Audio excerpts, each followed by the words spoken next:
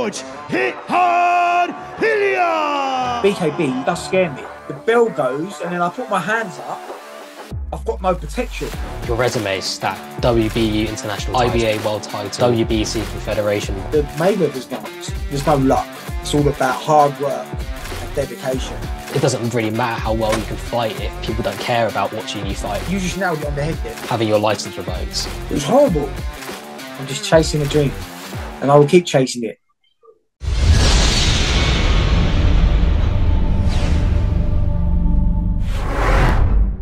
Welcome back to Toe the Line. My guest today is fresh off his win at BKB 31 against Jack McLean.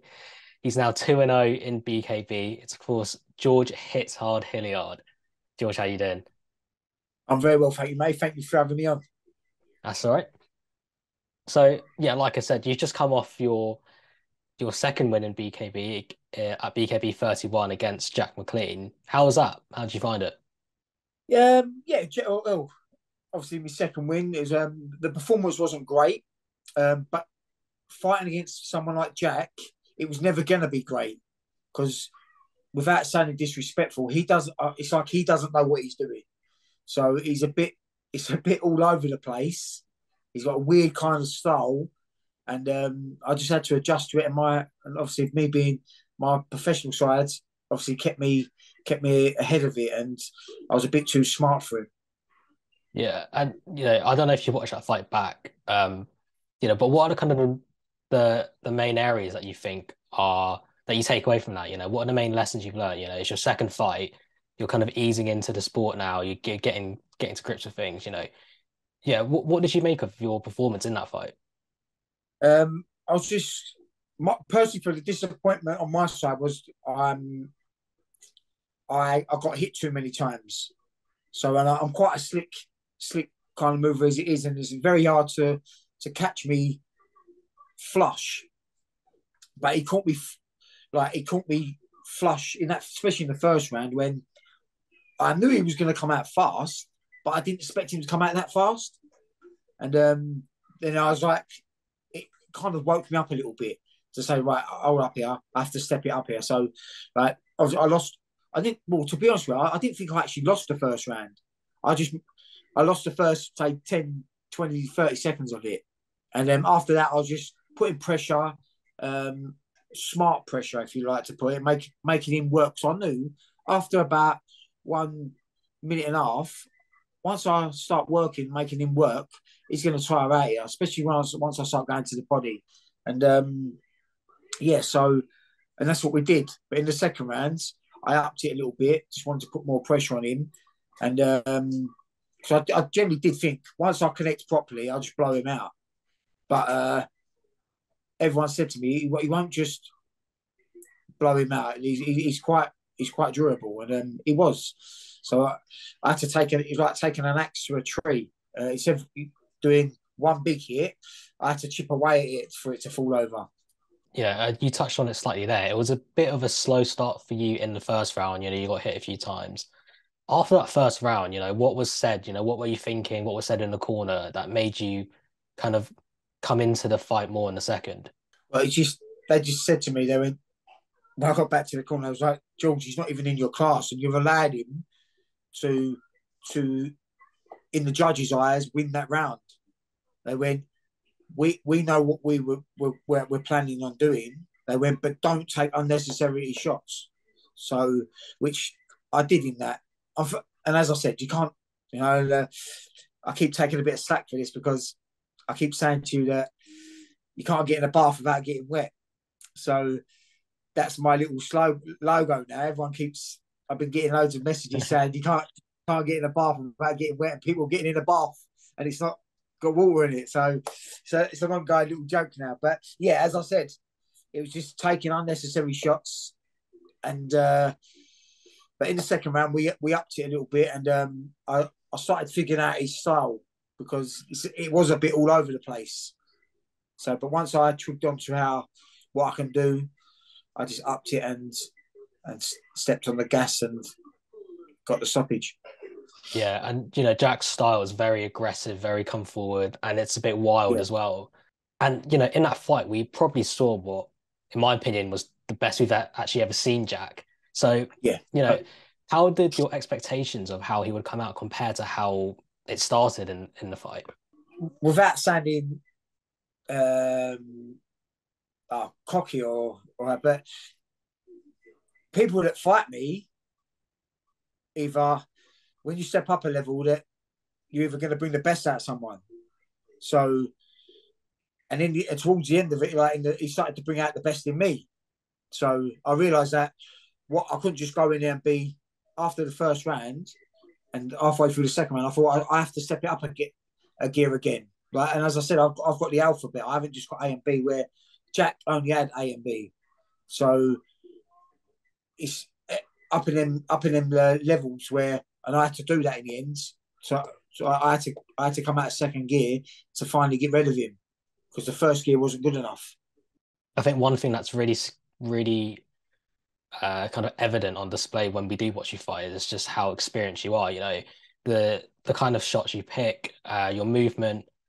It's so hard to kind of read you because you don't telegraph anything. And I suppose that's kind of where the name Hit Hard comes from, because you've got so much power from not having to telegraph your punches, and even watching it, we don't it's hard to tell what's coming next.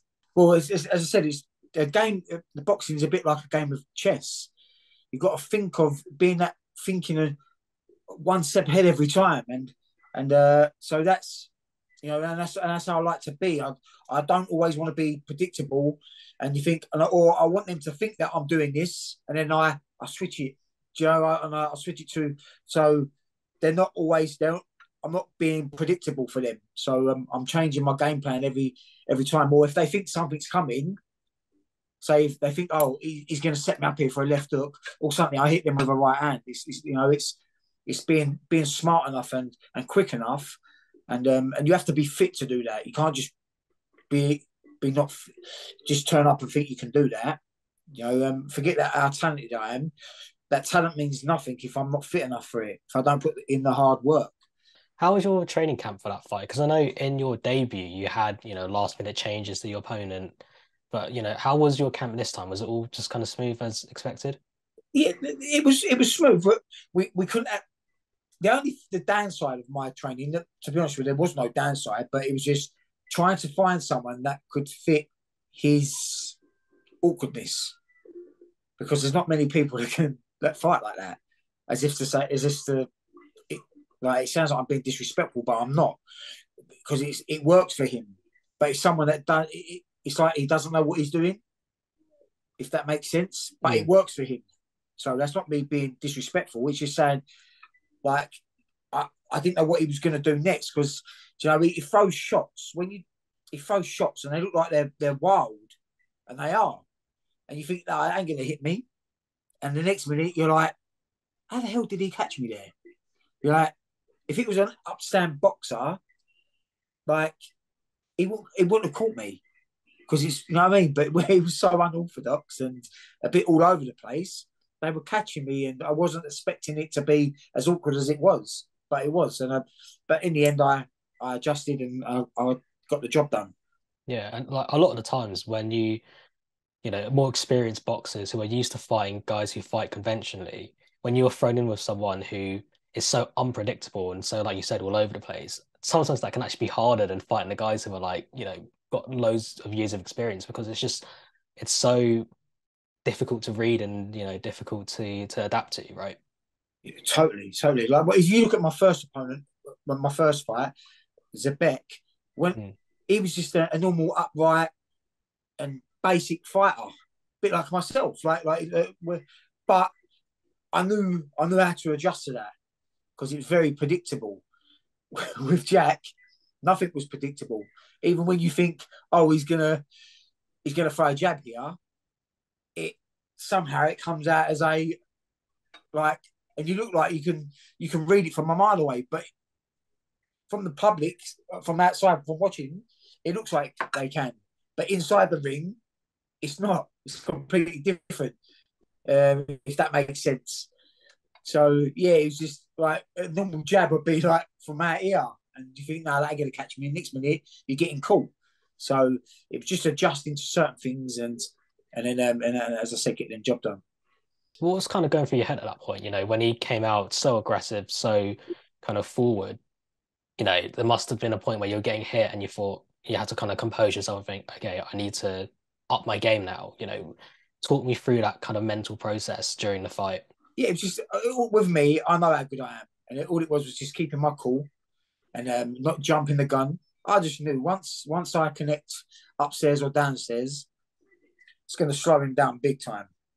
And as I said, I've got levels, and he ain't got levels. That's not being disrespectful.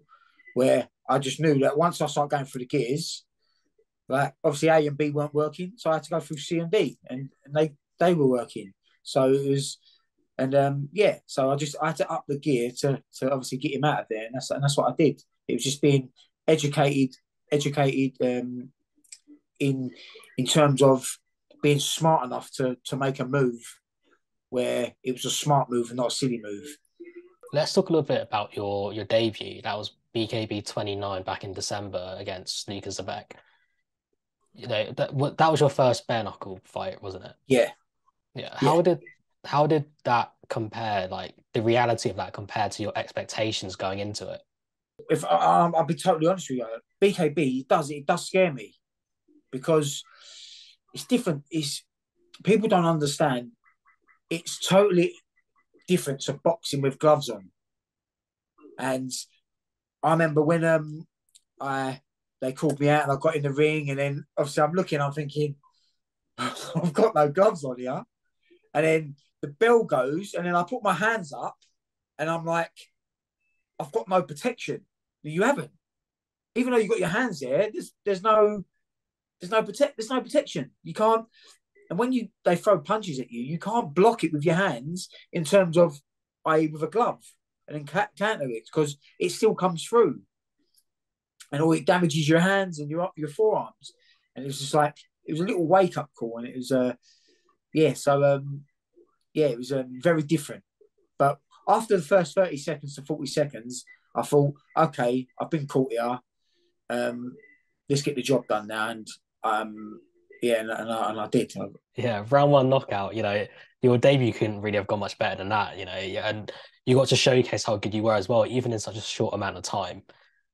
You shared details about your upcoming fight. For anyone who doesn't know, that is the Europe versus US, US competition. So what that is 25th of June. There's 9 fights, and each of the fighters are either Team Europe or Team US. It's BYB rules, so that's a trigon, 3-minute rounds, punching in the clinch. You're kind of experimenting with different rules, a different environment. How are you preparing for that? It's a triangle ring for a start, but also the 3-minute rounds and the punching in the clinch. This fight could be in a telephone box. It doesn't matter where it is. It's the same result. I go in there with the same mentality. I've got to get a job done, and I haven't watched. I don't know. I know who I'm fighting, but I haven't watched anything of him yet. I don't know much about him, but obviously I've been told that he's a southpaw. So I don't watch my opponents. My team does. It's a thing for me that I don't watch them. It's not something I do. So my team do that for me. They watch them and then they give me a game plan to do. So, and I believe in my ability, and I'm that good that I can adjust to it. So, it's like a superstitious thing that I don't watch them, if that makes sense. Mm. So, but I will adjust to this fight, and obviously representing Europe against the Americans, and it's going to be an exciting night for sure. Your resume is stacked. You boxed for England as an amateur, WBU international title, WBC Confederation world title, IBA world title, British Masters. I want to talk a little bit about your kind of journey into boxing, because I know that you were kind of at a crossroads in terms of kind of football and boxing. Talk to me about how you got into boxing, how you started. I was 10 years of age, and just where I live where I live now. It's called Dobbs Weir Caravan Park. It's like a little holiday place where you go down and like you have fun and like family members all meet.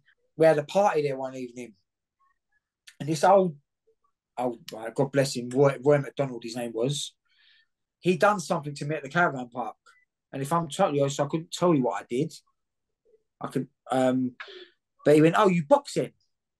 And I was like, "What's that?" I was 10.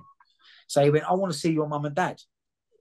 So as he was walking over to my caravan where my parents were, my dad's obviously seen a man walking with me and thinking straight away, I've done something wrong. So, sorry about my language, but my dad, as my post, my dad went, "What's he fucking done now?" Thinking I've done something wrong. And Roy went, "No, he hasn't done nothing wrong." He went, "He just done a move on me that only boxers do." And my dad replied to him was, he don't do boxing, mate. I mean, he's obsessed with a football. Like football mad. And to cut a long story short, that was on a Saturday in August 1994. And my Roy said to my dad, "I want him down my gym on Monday night." And it was like a drug. It's weird as it sounds. Back then I was a short, stocky little boy, and but I was a feisty. Like I never backed down from anything. So it got to the age of, I think it was, I got to the age of 21, and obviously I was playing football for Leyton Orient, Southend, and we got back, and at 21 years of age, I had to choose between playing football or boxing. So I said I want to box, and that's when I signed with Barry Earns, and I was 6 seconds off of breaking Mike Tyson's record for the fastest knockout on Sky Sports on my pro debut on the 16th of June 2005 when I knocked Geraint Harvey out at Goresbrook Leisure Centre. How did you come to that decision to pick boxing over football? Because, you had his career playing football, and I suppose there was no kind of guarantee that boxing, would have worked out professionally once turning pro. And for like a lot of boxers, they'll turn pro and, it's quite quiet for them. So, what was that process like? It must have been quite a big risk and a big decision to make. Yeah, well, I can't remember if it was 16 or 17 years of age. And then I was playing for Southend at the time. And then Graham Taylor, and he was an England coach for the under-21s. And he went, "You're a fantastic player." He said, "But your attitude," he went, "stinks. You're just too aggressive. It's like you want to smash everyone up." Or like, he went, "You're pulling the shirts off on me." I went, "Well, that's what we've got to win." Like, he went, you don't mind fighting everyone. He went, "You want to fight the whole team." He went, "On your own." He went, "It's not what I'm about." He went, "I don't want to play players like that." I mean, "I want everyone to be professional." He went, "So I'm going to let you go." And then that's when I went back to my St Pancras Amateur Boxing Club, and I just said, "Listen, I want to turn pro." And because I missed out on the 2004 Olympics, and then Roy Callahan, who was training me then, he said, "Look, you're not ready just to turn pro yet." He went, "Let's give it another." I was 20 then, but let's give it another year. He went, "Let's get a bit more man strength." And so obviously I turned 21, and then on June the 16th, 2005, that's when Barry Earns and went, "Right, I'll give you your debut on Nicky Cook's European and British, European and Commonwealth title fight." Never looked back since. When you did turn pro, what was like the biggest shock kind of that you hadn't kind of anticipated going from amateur to going pro? So I've just knocked out my opponent in 42 seconds. And this was on a Thursday night. And Barry Earns went, "I want you in my office on a Monday." He gave me the same contract as Chris Eubanks Sr. And I'm on cloud nine. And I'm thinking, this is where my future starts. I started shaking. I'm going to set my family up here. And as quick as we signed that contract, everyone around me changed. I weren't just a friend. I was their best friend. People I don't even see for we only see once a year. Next minute, they're constantly there. My trainer, who was my trainer / manager, and everyone was telling me what was going on, and I was like, no, that ain't happening. But all these changes were happening, but not for the benefit of me.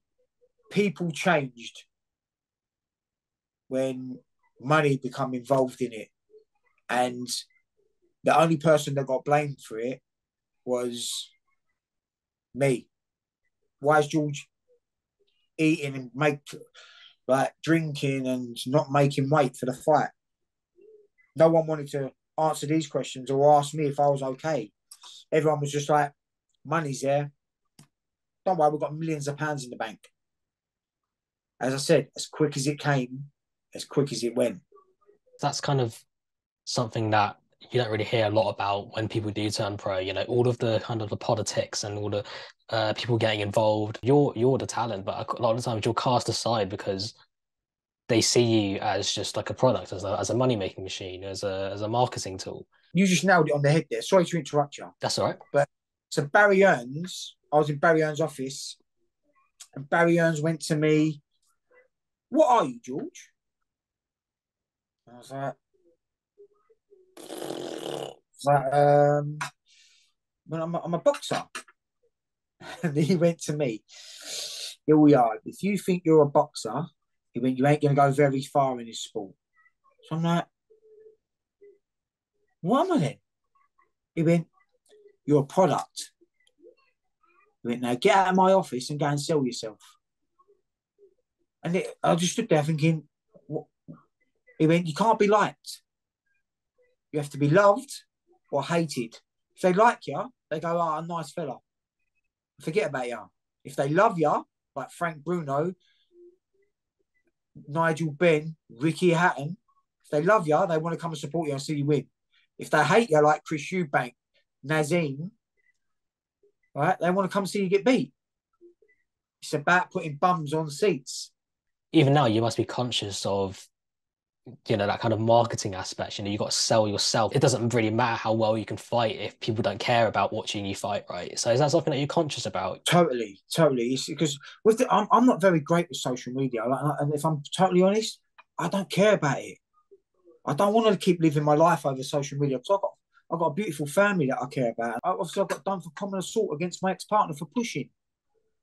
And he put it in the front paper that ex-West Ham late night beats up mother of kids. Do you know what? It was so horrific. It was horrible. Like walking down the street and then people go, "Oh, you beat women up. Oh, you think you are, didn't you?" And you're like, "Wow." It's just like, and I was like, "Have you actually read the paper? What I got done for?" And it's like, and it's horrible. Now my kids are old enough that they go on the internet and they read all this. So, and even though they know the truth and everyone knows the truth, but people that don't know me think, "Oh yeah, he beats women up." And you're like, "I got done for pushing." It's like, please, come on. So social media is a fantastic tool, but it's also a terrible tool. There was a problem with me and Robert Smith from the British Boxing Board of Control. I basically said something like, just remember, I was young and naive. I just said to him, basically, when I see you next, I'm going to punch you in the face. And basically, I got told, as long as I'm in charge of the British Boxing Board of Control, you're never going to have your license back. What was the lead up to that interaction? What did he do, or what kind of sparked you to say something like that? It was to do because there was a big thing that at the start, until the truth came out, there was a big thing about the common assault I'd done on my ex-partner for pushing, and obviously because it put in the paper that I beat her up, but I didn't get done. It was just a headline. until you open the paper and read it that I got done for pushing. Yeah, so they wouldn't give me. He wouldn't give my license back for that because he was like, you know, you can't have someone that beats women up on the thing. But I was like, I didn't beat no one up. I got punched in the face and I pushed someone away. And he was like, yeah, but it's not what the paper says. So that common assault charge ultimately led to you having your license revoked by the British Board of Boxing Control. Yeah. So you know, a lot of people would see that as kind of like your career done. What was going through your head at that point, and how would you kind of pick yourself up from that point to get back into boxing with other sanctioning bodies? When I lost my license for just a change in my brain scan, that's when I started to, and obviously the relationship between the mother and my kids, we started to fail. People around me that obviously couldn't benefit from me started to, and I was on my own. I was suffering with depression, and that's when they said I found out that I had that minor stroke. It was stress related, nothing to do with boxing. So it was just it was such a hard time battling that, thinking my career's over, and I was getting it was getting taken away from me, and not me saying I'm done now. It weren't me retiring.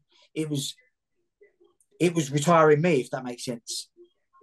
So it was a horrific time at the time, and I was lucky. I'm blessed that I've got a lovely family that helped me through at that time, because I was going off. I was heavily drinking, squandering all my money away, just drinking in the pub every night. And I'm lucky I had some lovely family and some good friends around me at the time to say, do you know what, George? Let's wind it back now, mate. Let's start. So I went up to 18 stone nearly, and I was massive. And I just said, look, pulled me aside. Listen, let's get yourself back on track. As I started losing my weight and started getting myself back in shape again, that's when the Mayweathers knocked. So it was, it all started turning around again. And talk to me about that experience. That must have been unbelievable. Yeah, well, me and Jeff were we were talking over like social media for years. Just always having a bit of banter, and yeah, it was just. And then obviously I got the chance to go and after losing my license in the UK with the British Boxing Board of Control, I got a chance to go out there and train with him, and it was just mind blowing. Like, you realise why they are where they are. Like, nothing. Like, when they say, "Oh, luck," people, "Oh, he's so lucky." There's no luck. It's all about hard work and dedication. They work extremely, extremely hard, and their work effort. That's why where they are is where they are, because their work effort is second to none. What's that atmosphere like in the gym when you are actually training with them? Right, it's making the hairs on the back of my neck stand up now, to be honest with you. Yeah, it's just it's a bit surreal. First of all, it took me a week to adjust to it. Like, I'm living out there for 7 months at the time, and I was on my own for the first 3 months. So I was just like constantly pinching myself, sitting, am I actually here? Like, is this actually happening? And yeah, it was a bit like meeting Jeff Mayweather every day to train. It was going to the Mayweather gym, training with all the boys there, and some real talented people, like the best in the world. I don't mean just Americans, I meant from all over the world. And it was just, it was a bit of a surreal moment, a mixing with everyone over the world, just all shaking hands and meeting everyone, and just, it was just, I was blessed. That's all I can say, just blessed. And then training with the Mayweathers was, defense-wise, fitness and defense. Everyone can fight, believe it or not. Anyone can fight, but not a lot of people can defend themselves, and not a lot of people are fit. If you can defend yourself and you're fit, you'll go a long way. What was your relationship with Jeff like, and what is he like as a trainer? And what specifically about him sets him apart from other trainers? They've got a method out there that it's very, very simple. hit and don't get hit. That's it. I mean, I don't care if you can take a punch. Why take it? I don't want you to get hit. And then and that's what wins fights. Keeping your marbles intact, keeping everything intact where you can talk properly, where you haven't got to stutter. You know, like most boxers that when they finish their career, they can just about string a sentence together. And he said that's So and keeping fit. So that it's there's nothing magical about them. It's just consistent hard work that anyone can do. But it's about being disciplined to do it. And they're all just very disciplined doing it.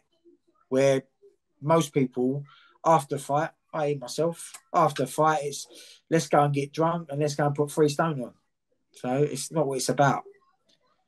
Let's build for the next one.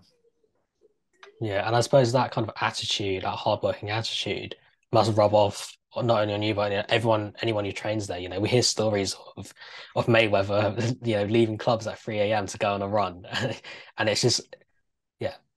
No, that's sorry. I'll keep interrupting you, but that is exactly what it is. Like he's like, and after the time when you see all this, like him leaving the club, like he don't drink. He'll show up. He's the best salesman I know. You know what I mean? He can walk into a place and you'll think he's having a drink and having a party, and next minute, an hour later, you see him running down the strip. And you're like, what? The best salesman, and that is why he's where he is now. The best salesman. The takeaways from training with the Mayweathers, you know, how is that incorporated into the way you fight now? It's about not getting hit.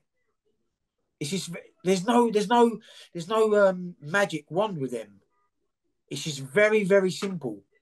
Don't get hit. Hit them and be fit. Be the fittest in the gym. Be the fittest person around. Like in your circle, be the fittest. Be the smartest. You know, and it rubs off, and it does rub off. And if you hang around 3 bums, you're going to be the 4th bum.